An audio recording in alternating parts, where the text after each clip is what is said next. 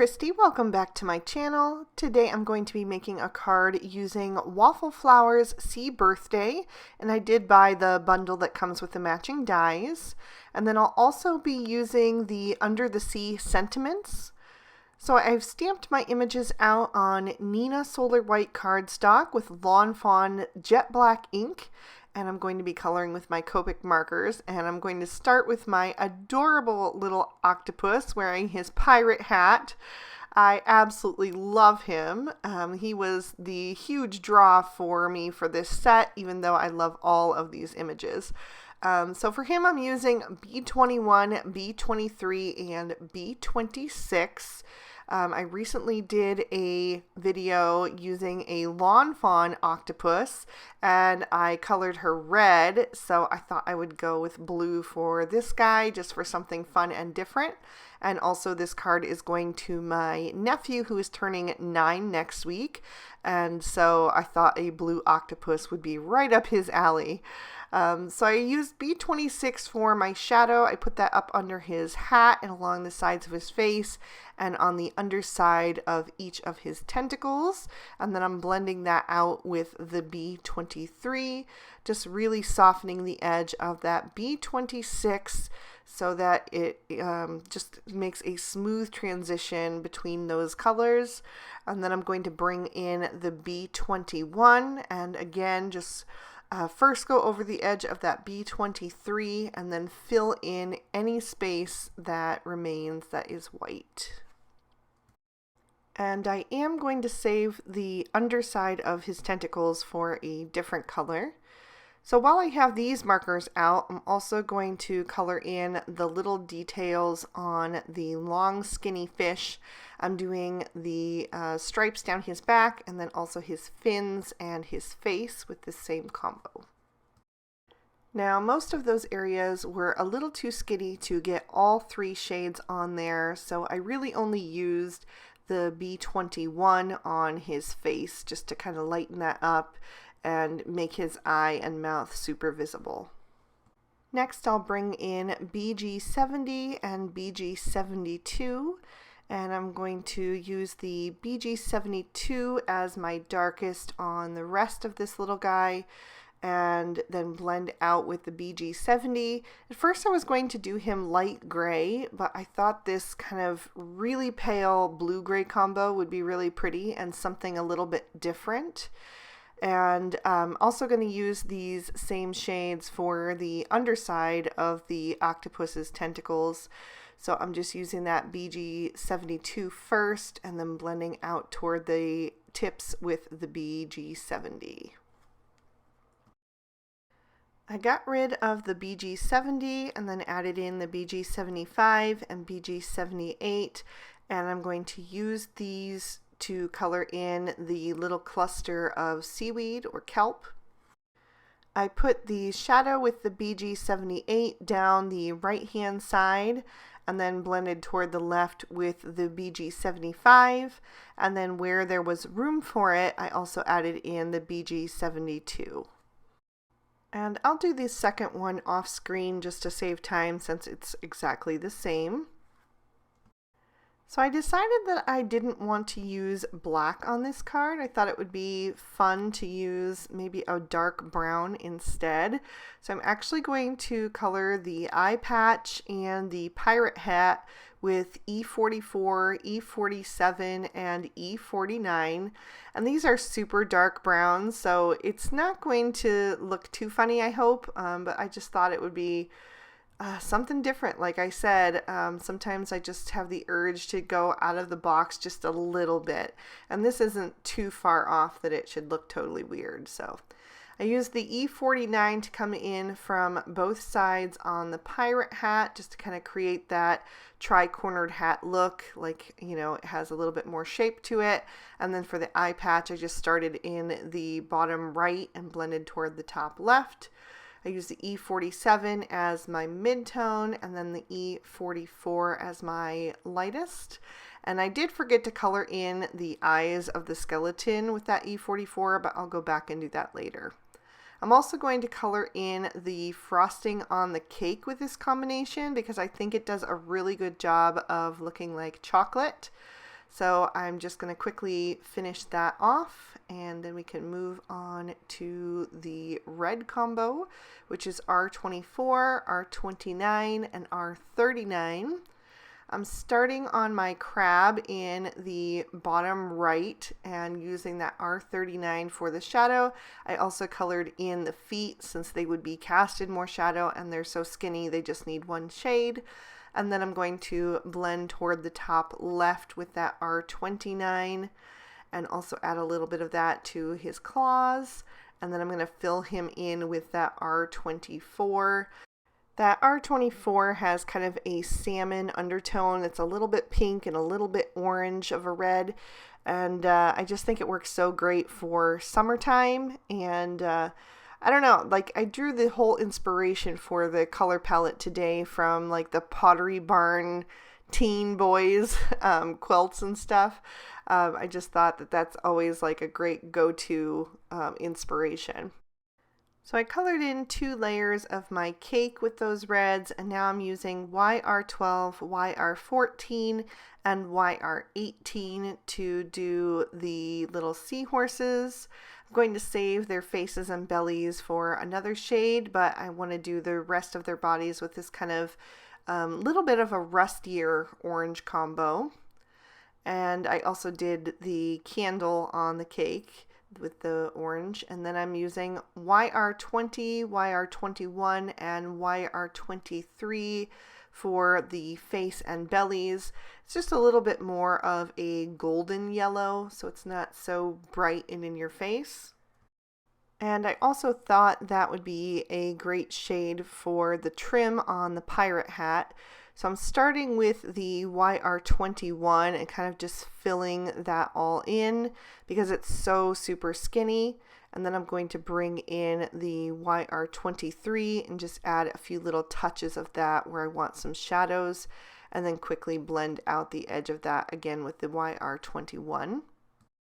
For the rest of the cake and the kelp on the far right, I wanted a bit of a brighter yellow. So I went with Y11, Y13, and Y15. I just pulled the Y15 in from the sides on the cake and then blended toward the center. And then with the kelp, I am putting the shadow on the right, again, just like I did with the other plants. And then I decided that it was still just a little too bright and didn't quite fit with the seahorses. So I grabbed the Y26 and I'm going to add just a few little touches of that to kind of tone that yellow down a little bit. I'll use C1 to add a touch of shading to the crab's eyes and to the skull on the pirate hat. And then I'm going to grab my Sakura black glaze pen and go over the eyes of all the critters with just a quick little dot, and that really brightens them up and brings them back to life. And then I'll trim these images out with their matching dyes. For my background, I'm going to be testing out my Waffle Flower Mini Media Mat today. And by the way, this video is not sponsored by Waffle Flower. I just happen to be using a lot of their products today. So one of the things that I purchased this mat for was supposedly you do not have to hold on to your paper as you are ink blending, so you don't get all inky. Now I'm in the habit of holding on to it, so I still do this sometimes, and I did find that it shifts a tiny bit, but not a ton. So I blended on antique linen at the bottom for some sand, and now I'm coming in with some gathered twigs just to add a little bit more definition to the bottom part of that sand. And I did have to shift that a little bit so I could get the bottom right corner. But it was really easy to do, and yeah, really easy to work with. So I shifted it in the horizontal position so that I could come in with my ocean colors. And the first one that I'm using is Pine Needles, which might be kind of strange to you, but I wanted like a different vibe on this card today. You saw that I chose some different Copic colors, and I'm choosing some different colors for my sea as well. And you know, in the Caribbean, a lot of times the water is like a deep turquoisey green shade, so I thought it was working perfect. So I blended that on down toward the sand, but just left a small border so that it could kind of look like maybe like a dust cloud or something right above the sand. And then I brought in peacock feathers and then went back and forth to blend the transition between the two. And then I decided to use my brand new speckled egg, which I just got and have not used. So today was a day for trying new things. So I'm going to come in from the top with that, and it is quite a bit lighter. But if you blend on enough of it, it did work. And I just shifted that down toward the bottom right corner. So it did really kind of hold it into place, and I did not have to touch that panel and transfer any ink onto my fingers. I'm going to smoosh each of those inks at the top so that I can water them down and do some splatter detail across the panel.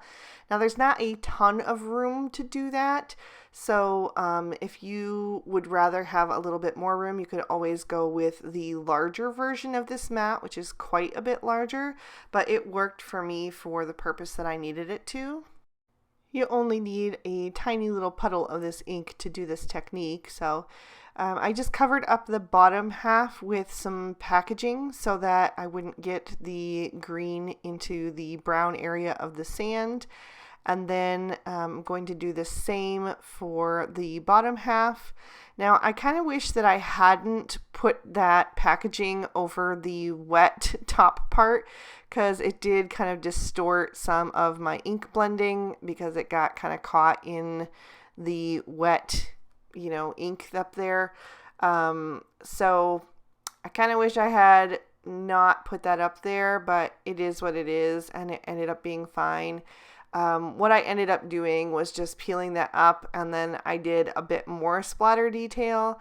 And this time I didn't cover it again because I didn't want to have any of those issues. So some of the green did get down into the sand, but I was fine with it. It just adds more quirkiness to this card. I did want to show you how easy it is to clean up this mat. So once I set my panel aside to dry, I just grabbed a baby wipe, and just using one of them, I was able to clean up the entire mat. And it all came up. There were no stains or anything. It's as good as new again. So now that I have my dried panel, I'm popping that into my MISTI, and I'm going to stamp out my sentiment and a couple of bubble clusters from the stamp set. I'm using Lawn Fawn's Noble Fur ink for this. And I did stamp that down a couple of times to get a good impression, since this ink does dry back a bit. And I just felt like the sentiment was not quite standing out as much as I wanted it to. So I tried stamping it with Lawn Fawn Jet Black ink, but it still wasn't bold enough. It really takes a thick ink to stand up on top of all of that Distress Oxide. So I grabbed my VersaFine Onyx Black and removed the bubbles and just inked up the sentiment again, and I was much happier with how that looked. The cardstock that I'm using for my base is really dark, so instead of stamping directly on the inside, I'm going to be doing an insert instead. So I did the little turtle and the bubbles and one of the seahorses and the sentiment that says "Birthday Fishes to You," and I stamped that up with Lawn Fawn's Noble Fur ink once again. And I did that a couple of times to get a good impression because those were brand new images. Then I trimmed down the focal panel with the Lawn Fawn Outside In Stitch Rectangle Stackables, which is the same die that I used for the insert on the inside of the card. And that just gave me a little bit of a smaller card front, and then it also gave that nice stitching detail. So I'm going to glue the insert on the inside of the card, and that is Lawn Fawn's Rainforest cardstock, which I thought was a really good match with that background. It's just a bit darker, so I thought it went really well. And then I added some foam tape to the back of the focal panel, so I'll peel off those release papers and line that up in the center so you can see that darker cardstock showing through all along the outside edge. And then I can bring in my images, and I'm going to adhere those with liquid glue. So I'm starting from the bottom of my scene and kind of building from the outside edges first. So I added one of those yellow kelps, and then I added a little bit of seaweed in front of that. And then I'm going to add the other seaweed over on the left hand side, and then 2 more of those little kelps. It is one stamp, that yellow kelp that has the 3 little pieces, but it die cuts. It's one die as well, but it die cuts around it, so you get 3 pieces total, which I really like. So I just added 2 of those over on the left to kind of bring that color back and forth across the card. And then I'm going to add my bright red little crab kind of in the center. Then I'll take my adorable octopus pirate and I'm going to add him over on the left. My nephew's father, my brother, I've mentioned before, is a deep sea diver. He also dives in lakes, but he's a diving instructor. So the whole family is really into underwater things, and I think they're really going to enjoy this card. So I added one of the seahorses over on the right hand side, and then I'm going to have the octopus holding the birthday cake. I'll add the long skinny fish right over top of the sentiment. I thought that would accent it nicely since he's almost the exact same size. And then the other little seahorse I'm going to add over on the left, right in front of that other bubble cluster. I didn't want to add any glitter because I know my nephew would not be into that, but I wanted to do something, so I decided to grab my glossy accents and fill in the little bubbles. So that will go on a little bit milky, but it will dry crystal clear, and it'll also add kind of a cool textural element to the card that I think my nephew will really like. And I will lift that up toward the camera and tip it so you can see how raised up those are. And they'll dry pretty much that high as well, so it just adds something super fun. There is another peek at the inside, and that is going to complete my card for today. I really hope that my nephew loves it, and I hope you guys enjoyed it too. If you did, please be sure to hit that like button and subscribe and ring that notification bell so you don't miss a thing. I've been posting new videos every Monday and Friday, and if you can't wait that long, here are 2 extra videos I thought might also interest you. You can click on either one of those to check them out, and I also have tons of playlists on my channel. I hope you all have an absolutely amazing day. Bye-bye.